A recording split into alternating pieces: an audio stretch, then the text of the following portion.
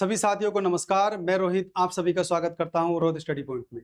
तो आज हम बात करने वाले हैं इस वीडियो में जूनियर असिस्टेंट 3284 जिसकी रिवाइज आंसर की आ चुकी है और उम्मीद करता हूं सभी साथियों ने वो देख भी ली होगी। 4 क्वेश्चन में बदलाव हुआ था लेकिन 2 क्वेश्चन को लेकर साथी हमारे बहुत ज़्यादा परेशान हैं। वो 2 क्वेश्चन कौन कौन से हैं जिनमें बदलाव हो सकता है उन पर हम बात करेंगे। उसके अलावा कुछ हमारे साथी आयोग जाने की बात कर रहे हैं तो कुछ कोर्ट जाने की बात कर रहे हैं। तो इन दोनों में से कौन सा रास्ता सही रहेगा उस पर भी बात करेंगे हम लोग। और अगर आप कोर्ट जाते हैं तो आपका याची बनना जरूरी है या बिना याची बने आपको लाभ मिल सकता है, इस पर भी हम बात करेंगे।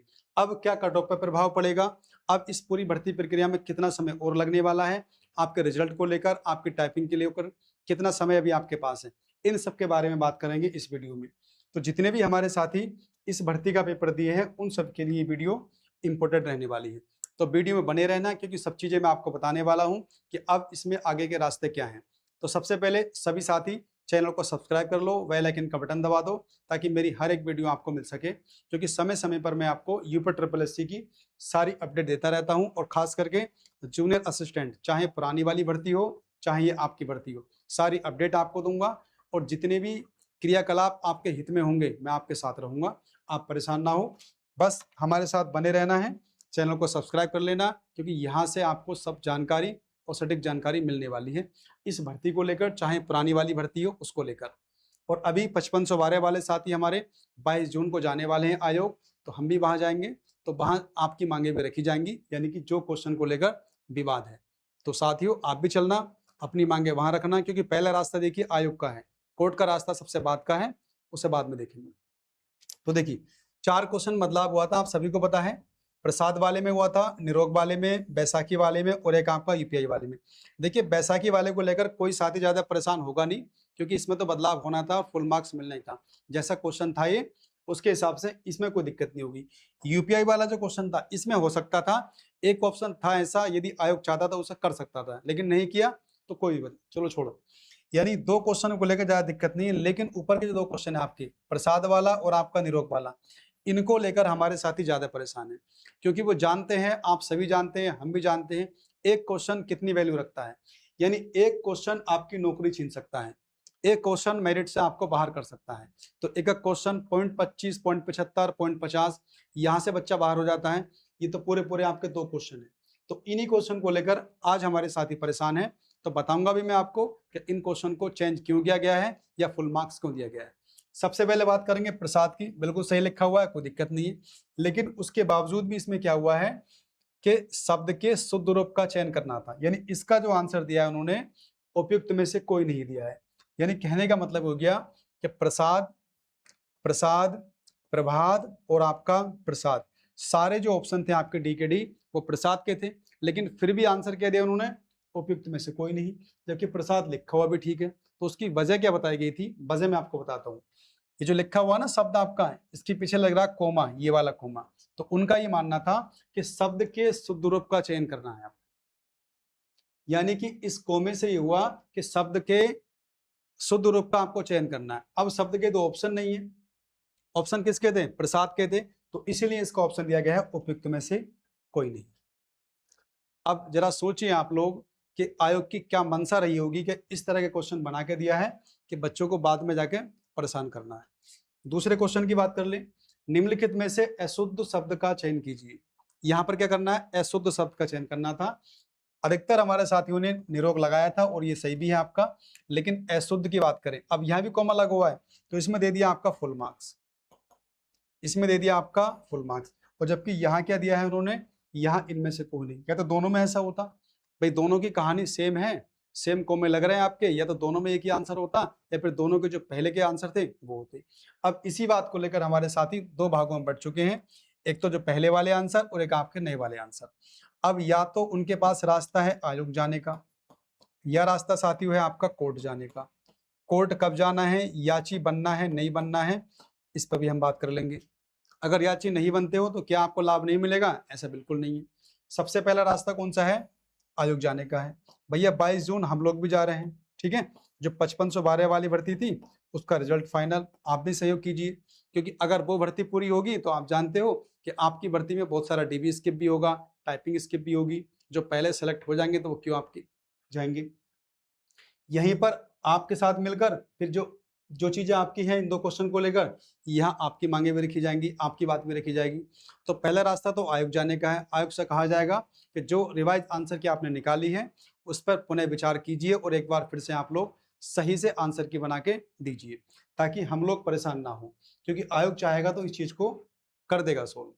उसके बाद बात नहीं बनती है और कुछ साथी कोर्ट जाना चाहते हैं, तो फिर कोर्ट का रास्ता तो खुला हुआ ही। ये तो सभी के लिए स्वतंत्र है, कोई भी जा सकता है, कोई भी अपनी मांग रख सकता है। तो यहाँ तो स्वतंत्र है सब लोग। लेकिन ये भी आपको याद रखना है कि कोर्ट में अगर आप जाते हो तो आपका याची बनना क्यों जरूरी है, मैं आपको बता देता हूँ।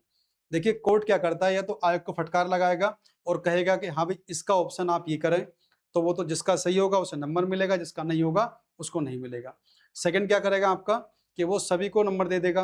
कोर्ट कह देगा भाई सभी को आप इसका बेनिफिट दे दो, सबको मिल जाएगा। या कभी कभी ऐसा भी होता है कि केवल याची लाभ मिल जाता है।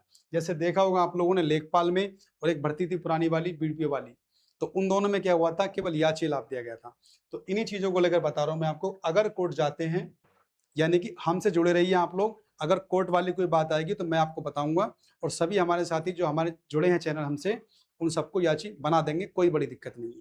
तो उसमें याची बनना भी जरूरी है। लेकिन पहला रास्ता साथियों, अभी मैं आपसे कह रहा हूं, पहले आयोग के समक्ष चीजें रखी जाएं, ताकि जल्दी से वहीं से काम हो जाए।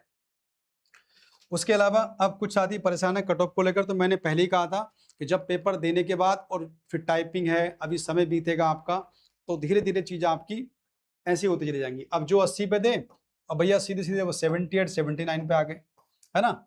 आपने देखा होगा, क्योंकि यहाँ सीधा सीधा किसी को 2 का घाटा हुआ है, किसी को 3 का घाटा हुआ है, किसी को 1 का घाटा हुआ है। यानी कुल मिलाकर जो 80 क्रॉस कर रहे थे वो 80 के आसपास आ गए हैं।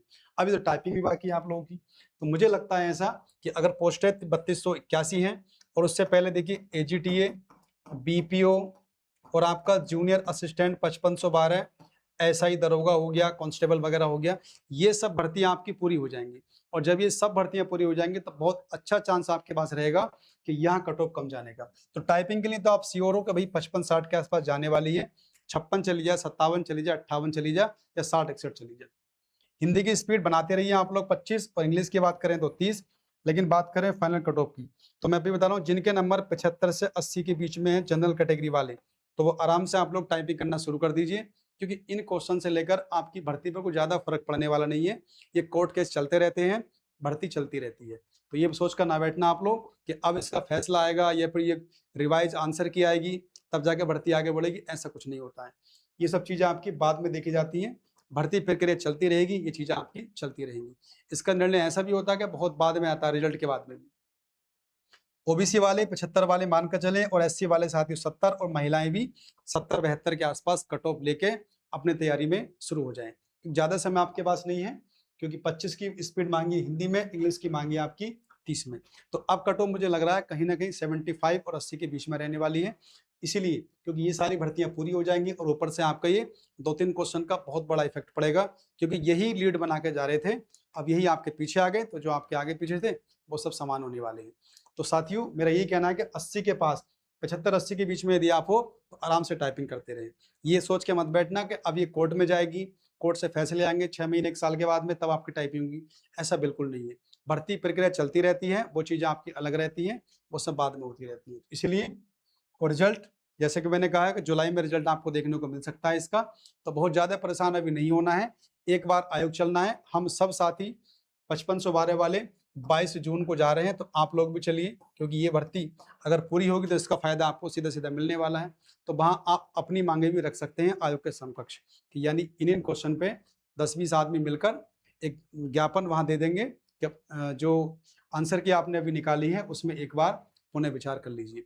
तो साथियों वीडियो कैसी लगी, वीडियो अच्छी लगी हो तो बताना, और चैनल को सब्सक्राइब कर लेना, क्योंकि यहाँ आपको हर भर्ती की जानकारी, और खास करके आपकी इस भर्ती की जूनियर असिस्टेंट की सब जानकारी, सारी अपडेट आपको मिलेगी बिल्कुल सटीक।